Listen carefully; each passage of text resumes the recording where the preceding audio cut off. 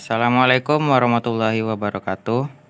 Saya Teddy Arya Ramadan dari 10 MIPA 4 akan menjelaskan apa itu teks eksposisi. Jadi dalam kesempatan kali ini saya akan menjelaskan tentang pengertian teks eksposisi, tujuan teks eksposisi, struktur teks eksposisi, ciri-ciri teks eksposisi, dan unsur kebahasaannya. Jadi yang pertama itu pengertian teks eksposisi. Teks eksposisi adalah sebuah teks yang berisi informasi dan pengetahuan yang dimuat secara singkat, padat, dan jelas. Berarti teks ini dia dimuatnya tidak menggunakan bahasa yang bertele-tele dan to the point tanpa maknanya ambigu.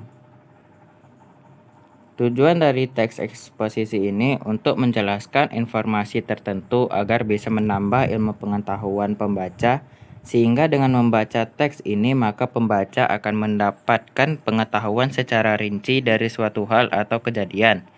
Jadi tujuannya ini agar pembaca ini wawasannya bertambah, karena dari teks eksposisi ini berisi ilmu pengetahuan yang dapat menambah wawasan dari si pembacanya. Selanjutnya yaitu struktur teks eksposisi. Yang pertama yaitu tesis. Tesis merupakan bagian teks yang berisikan pernyataan pendapat penulis. Yang kedua, argumentasi. Argumentasi merupakan bagian yang membuat alasan yang bisa memperkuat argumen penulis. Biasanya bagian ini dilengkapi dengan data yang akurat. Yang ketiga ada penegasan ulang, yaitu bagian yang menegaskan kembali pendapat dari si penulis dan kesimpulan yang kita dapat setelah kita membaca dari teks eksposisi tersebut.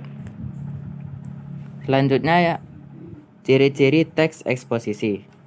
Ciri-cirinya yaitu singkat dan padat, gaya informasi yang mengajak, penyampaian teksnya secara lugas dan menggunakan bahasa yang baku, bersifat informatif, tidak memihak berarti tidak memaksakan kemauan dari penulis terhadap pembacanya, bersifat objektif dan netral, memuat fakta, disertai dengan data yang akurat, umumnya menjawab pertanyaan apa, siapa, kapan, di mana, mengapa, dan bagaimana.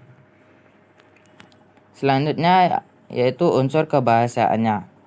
Jadi di teks eksposisi ini menggunakan pronomina, yaitu jenis kata yang menggantikan nomina atau frasa nomina. Jadi maksud dari pronomina ini yaitu kata ganti. Selanjutnya yaitu teks eksposisi menggunakan konjungsi.